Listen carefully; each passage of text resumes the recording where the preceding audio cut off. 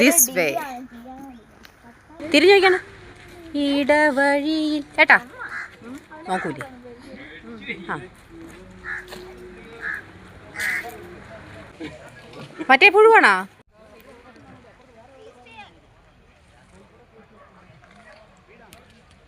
ഒരു കിളി വന്നു ചേരുന്നിതാ കനലുളി മിന്നി. പെട്ടെന്ന് പറിച്ചിട്ട് വാ ലങ്ങേരെ ചവിട്ടുന്നതിന് മുമ്പ്. ആര്? ലങ്ങേര്. ഇവിടെ ആളുണ്ടോ? ഊണ്ട പിന്നെ കടക്കാത്തിരിക്കുന്നവരാ.